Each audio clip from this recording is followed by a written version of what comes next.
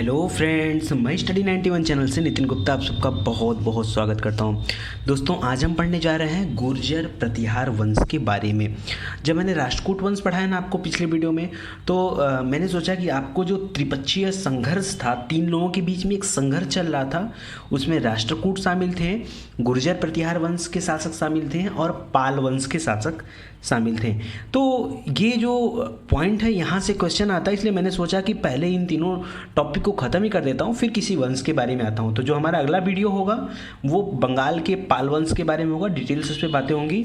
और आइए अभी हम लोग बात करने चल रहे हैं गुर्जर प्रतिहार वंश के बारे में।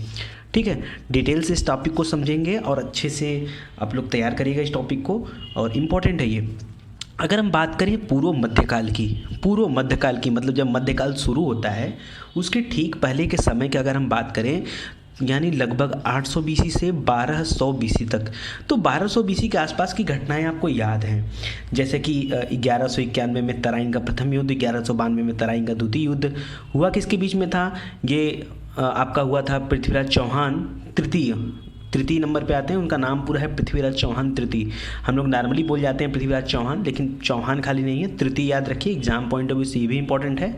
और उनकी लड़ाई हुई थी मोहम्मद गौरी से, ठीक है, और वही युद्ध था तराइन का युद्ध।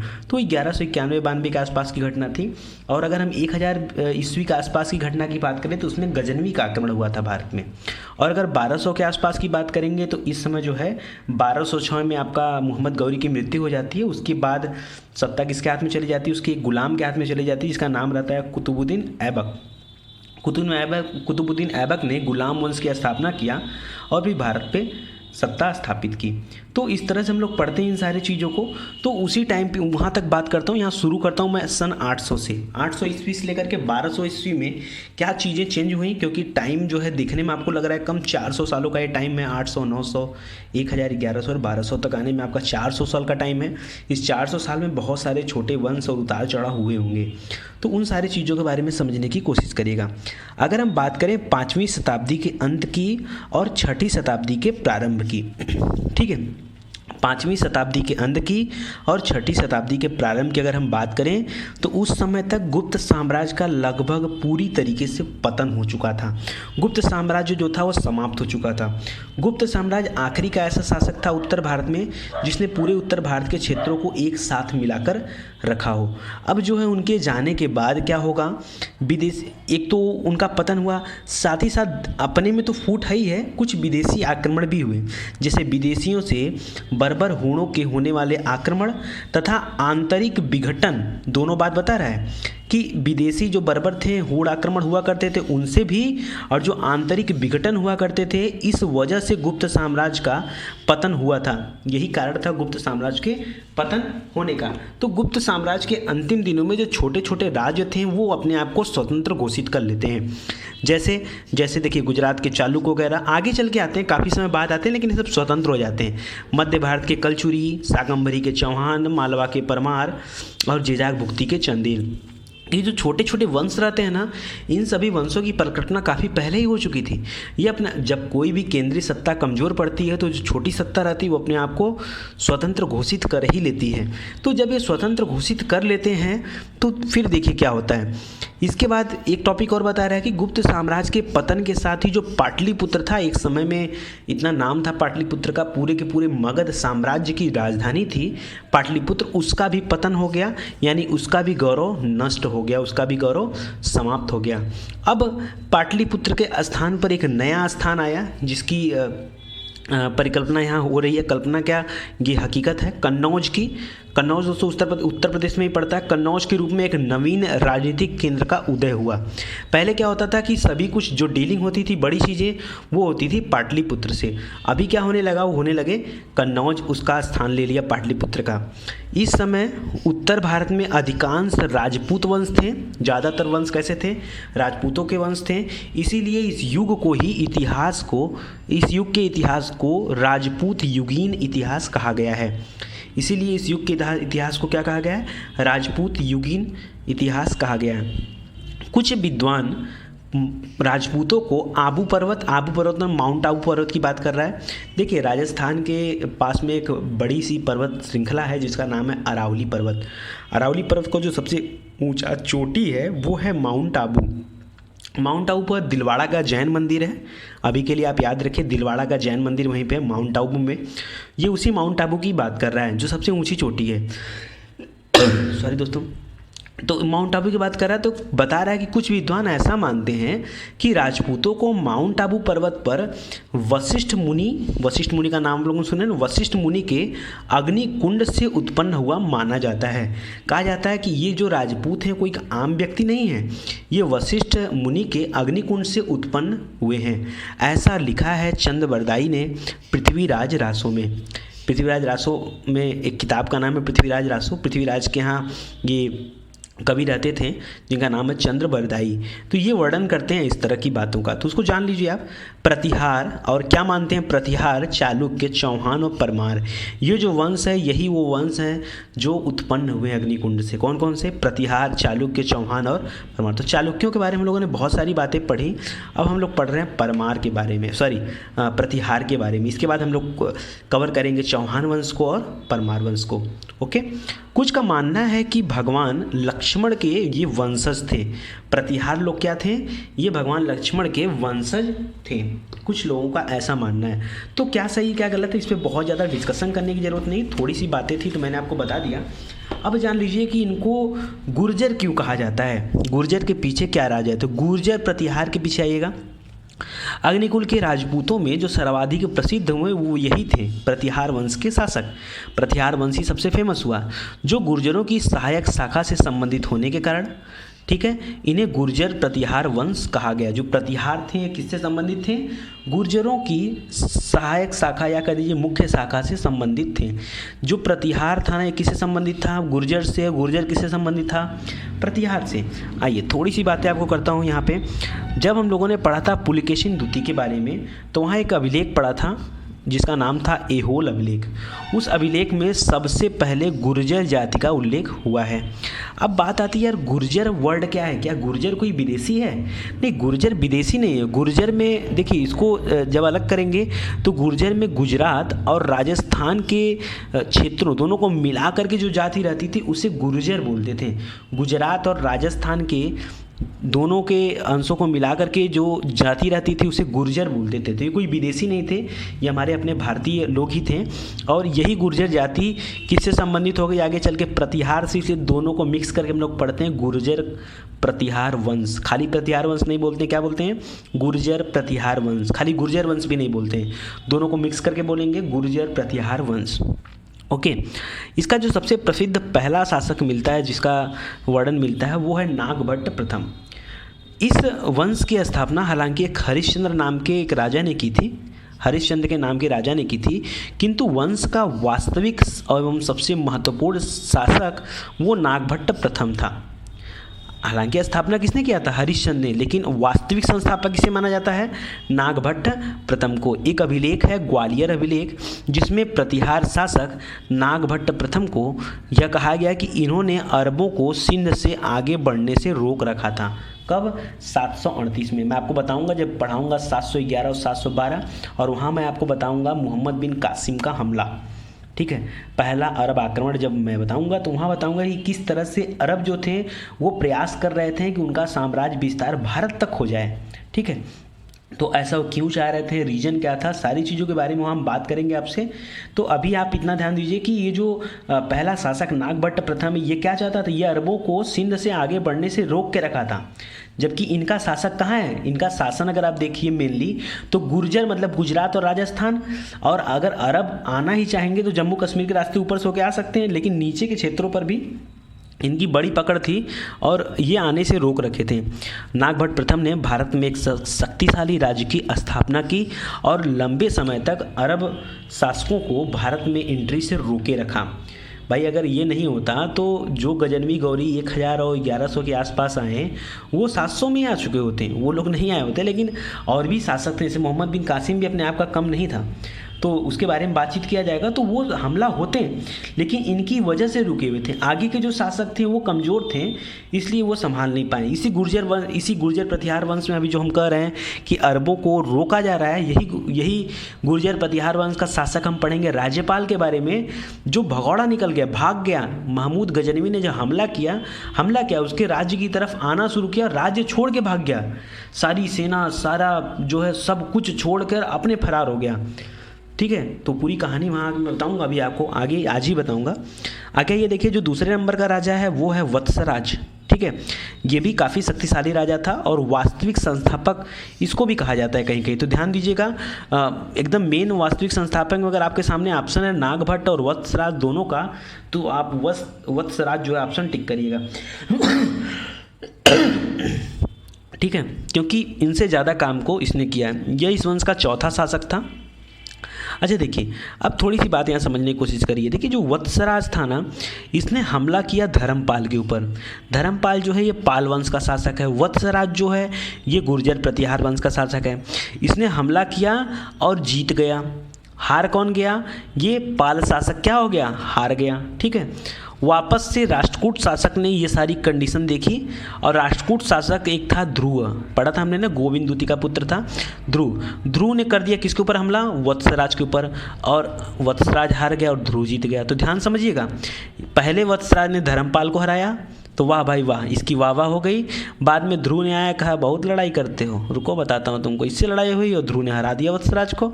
ठीक है, तो यहीं से स्टार्ट हुआ इसका त्रिपक्षीय संघर्ष। इसी 3 वंश के बीच में संघर्ष चल रहा था। किसके किसके में? इधर हो गया राष्ट्रकूट, इधर हो गया गुर्जर प्रतिहार, इधर हो गया पाल वंश। ठीक है, इन्हीं तीनों के बीच में संघर्ष चल रहा था। सबसे कमज़ोर जो रहता है वो पाल वंश रहता है। राष्ट्रकूट वंश बहुत ही मजबूत रहता है, लेकिन उनका जो विघटन गुर्जर प्रतिहारों से पहले ही हो जाएगा। इनका पूरा का पूरा वंश ही समाप्त हो गया। ऐसी कंडीशन बनी कि पूरा का पूरा वंश ही समाप्त हो गया, लेकिन तब तक गुर्जर प्रतिहार थे। तो फाइनली जो जीत होती है वो गुर्जर प्रतिहारों की जीत होती है। ठीक है, आइए, जो तीसरा राजा था वो है नागभट्ट द्वितीय। नागभट्ट प्रथम के बारे में हम लोगों ने देखा, उसको भी वास्तविक संस्थापक कहा जाता है, और वत्सराज को भी। वत्सराज के बाद उसका पुत्र नागभट्ट द्वितीय गद्दी पर बैठा और कन्नौज पर अधिकार करके प्रतिहार नरेश ने अपनी राजधानी बनाई। जो कन्नौज अभी मैंने बताया कि पाटलिपुत्र को छोड़ करके राजनीति का केंद्र कौन सा बन गया था?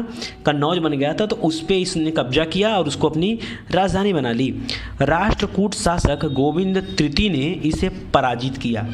ठीक है, राष्ट्रकूट शासक इतने खतरनाक हुआ करते थे ना, एक ही शासक है जो हारा है, बाकी जितने शासक आते थे जब चाहे आते थे और जब चाहे हरा देते थे गुर्जर प्रतिहारों को। मजबूत थे भाई, राष्ट्रकूट जो है इनसे काफ़ी शक्तिशाली थे। जितनी बार हमला करते थे उतनी बार हरा दिए। देखिए अभी बात शुरू हुई, देखिए यहाँ भाई मैटर चल रहा था पाल शासक और किसके बीच में? गुर्जर प्रतिहारों के बीच में। इन दोनों का मैटर था। ध्रुव को बीच में आने की क्या ज़रूरत थी? ध्रुव बीच में आया और हरा के कहानी ख़त्म कर दिया, कहानी को एक नया मोड़ दे दिया। इसने जो है कन्नौज पर अधिकार कर लिया, तो राष्ट्रकूटों को क्या आने की जरूरत थी? भाई कन्नौज तो उत्तर भारत का हिस्सा था, राष्ट्रकूट दक्षिण भारत के हिस्से पे काम कर रहे थे, रह रहे थे। तो यहाँ से गोविंद तृतीय को उत्तर भारत में आने की क्या जरूरत थी? आया हिमालय तक गया। ठीक है, इसने क्या किया? हमला कर दिया नागभट्ट द्वितीय के ऊपर, हरा दिया इसको। मतलब जैसे ही भौकाल बनाते थे गुर्जर प्रतिहार वंश के शासक, वैसे ही राष्ट्रकूट हम आते थे और हमला करते थे और कहानी चौपट कर देते थे। अरे पहले बनाया वत्सराज ने, उसने हराया पाल शासक को, धर्मपाल को, भौकाल बना, मतलब कि वाह वाह हुई उसकी, और तुरंत आके ध्रुव ने हरा दिया, वाह वाह खत्म हो गई। ठीक है, नागभट्ट द्वितीय आया, उसने जीता कन्नौज को, लड़ाई करके तभी ने जीता होगा कन्नौज को जीता, कन्नौज को अपने अंडर में लिया, अपने कंट्रोल में लिया, वाह वाह हुई, फिर हमला कर दिया किसने? अगले शासक ने। तो इस तरह से जो है हमला करने से क्या होता है, जब भी ये बनाते थे कुछ, वो आके डिस्टर्ब कर जाते थे। इसके बाद चौथा शासक आया मिहिर भोज प्रथम। चौथा शासक कौन है? मिहिर भोज प्रथम। यह इस वंश का सबसे शक्तिशाली शासक था। शक्तिशाली होने के बाद किस बात की शक्तिशाली कहे? क्या शक्तिशाली? हार जा रहे हैं, हर चीज़ के बारे में कहा जा रहा है शक्तिशाली है, थे भी शक्तिशाली, लेकिन पता नहीं क्या हो जाता था कि राष्ट्रकूटों से कहानी इनकी खराब हो जाती थी। अभी तक तो पाल नरेश को हराया जाता था, अब पाल नरेश आया, अगला शासक आया पाल में देवपाल, उसने हरा दिया मिहिर भोज प्रथम को। राष्ट्रकूट नरेश ध्रुव ने फिर से हमला किया, फिर से हरा दिया मिहिर भोज प्रथम को।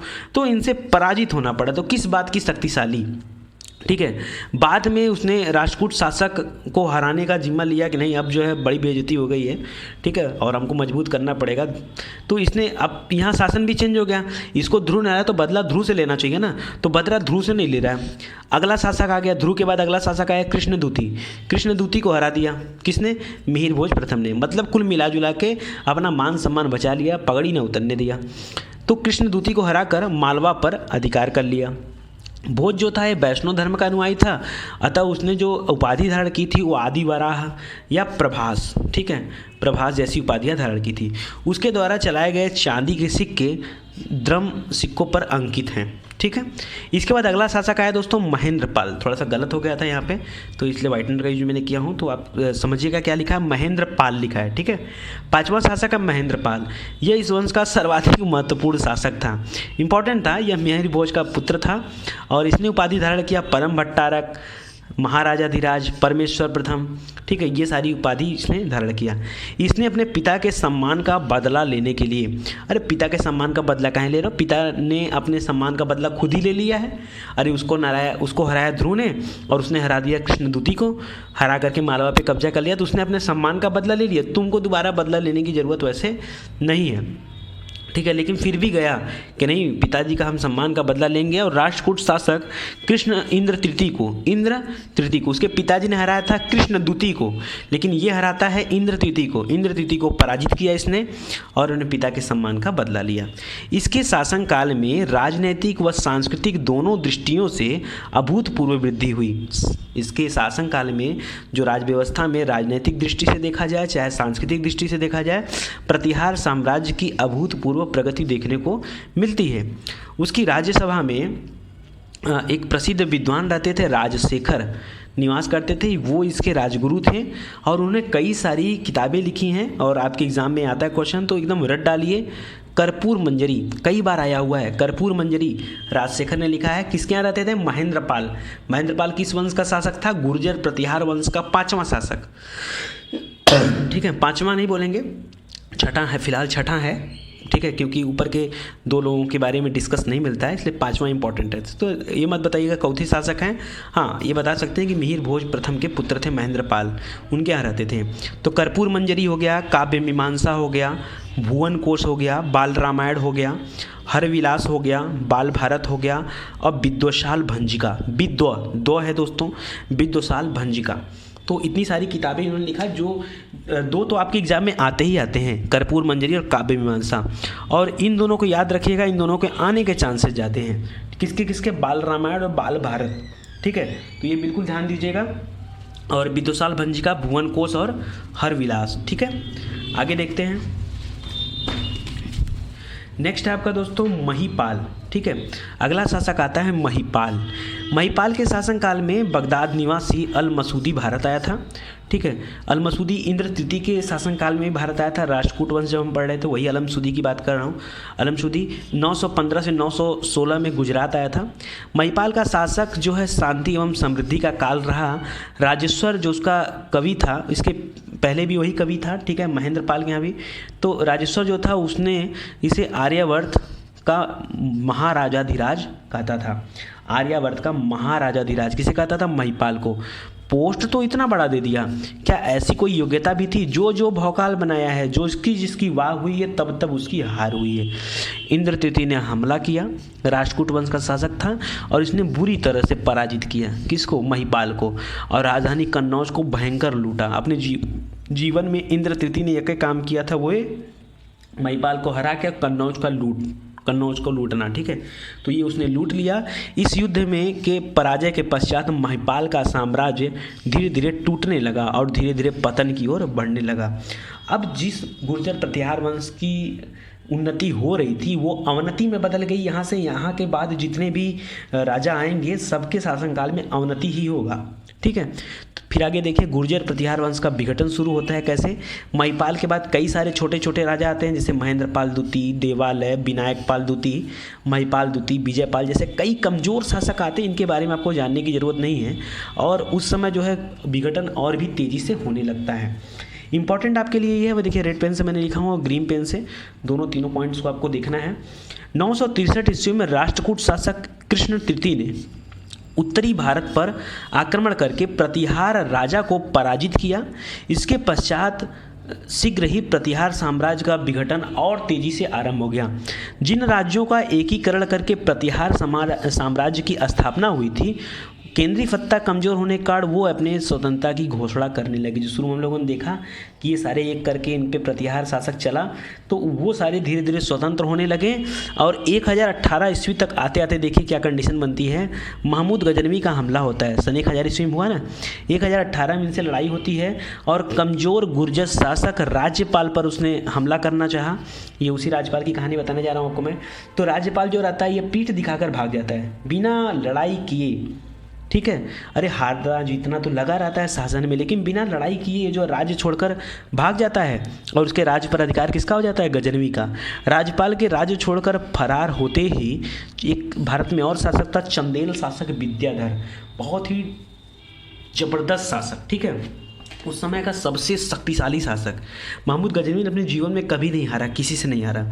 उसकी लड़ाई हुई थी विद्याधर से, काफ़ी दिनों तक लड़ाई चली और मजबूरी में मोहम्मद गजनवी को उसे संधि करना पड़ा विद्याधर से कि भाई नहीं कर सकते लड़ाई, आप अपने रास्ते रहो, अपने रास्ते रहेंगे। संधि करना पड़ा, छोड़ा नहीं विद्याधर ने, हारा भी नहीं तो जीता भी नहीं, ठीक है। मैच ड्रा हो गया। लेकिन विद्याधर को इस बात का गुस्सा बहुत लगा कि ये जो है बिल्कुल गलत है कि राज्यपाल जो है अपना शासन, अपना सत्ता, अपनी प्रजा छोड़कर फरार हो गया। उसने एक मित्र मंडली बनाई और उस योजना को बनाकर राज्यपाल को खुजवा कर उनकी हत्या कर दी। ध्यान दीजिएगा, जब राज्यपाल फरार हुआ तो ऐसा नहीं कि वहाँ केंद्रीय सत्ता बिल्कुल समाप्त हो गई थी। अब सारा राजपाट अपने बेटे के हाथ में देकर धीरे से सरेंडर करके भाग गया था। 1018 में राज्यपाल के भागते ही वहाँ का सत्ता उसके पुत्र त्रिलोचन पाल के हाथों में आ गई, लेकिन 1019 में गजनवी ने उसे भी हरा दिया। इन सभी तथ्यों से एक बात तो तय है, क्या कि गुर्जर प्रतिहारों ने काफ़ी लंबे समय तक विदेशी आक्रमण के संकट से भारत को सुरक्षित रखा और भारत में द्वारपाल की भूमिका निभाई।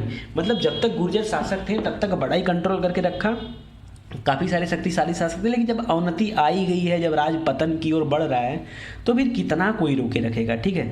लेकिन हाँ, काफ़ी लंबे समय तक इन्होंने भारत को सुरक्षा प्रदान की, इसमें कोई दो राय नहीं है। इस वंश का अंतिम शासक था यशपाल, ठीक है। प्रतिहार वंश जो है त्रिपक्षीय संघर्ष जो चल रहा था, मैं बताया आपको, पाल वंश, प्रतिहार वंश और राष्ट्रकूटों के बीच में, अंततः इसको जीतने में सफल हो जाते हैं। प्रतिहारों की जीत होती है। इस तरह से टॉपिक कंप्लीट होता है। अगली बात हम लोग करेंगे बंगाल के पाल वंश के बारे में। जितने भी छोटे छोटे वंश हैं सभी के बारे में बात करूंगा मैं आपसे, ठीक है। चलिए, बहुत बहुत धन्यवाद आपका। दोस्तों, अगर वीडियो पे ऐड आता है तो प्लीज़ उस ऐड को पूरा देखा करिए, स्किप मत किया करिए, पूरा देखा करिए, वरना मैं बीच में ऐड लगाना शुरू कर दूंगा, फिर आप लोग स्किप भी नहीं कर पाओगे, ठीक है। तो इसलिए प्लीज़ मैं इतना निवेदन करता हूँ यार, तो थोड़ा बहुत तो आपको फ़र्क पड़ना चाहिए ना। चलिए, बहुत बहुत धन्यवाद आपका। और हाँ, अगर वीडियो अच्छा लगा हो तो दोस्तों चैनल को हमारे सब्सक्राइब कराइए, आप भी सब्सक्राइब कराइए, अपने दोस्तों से सब्सक्राइब कराइए और ज़्यादा से ज़्यादा लोगों तक इसको शेयर करिए कि सभी को फ़ायदा मिल सके। चलिए, थैंक यू सो मच।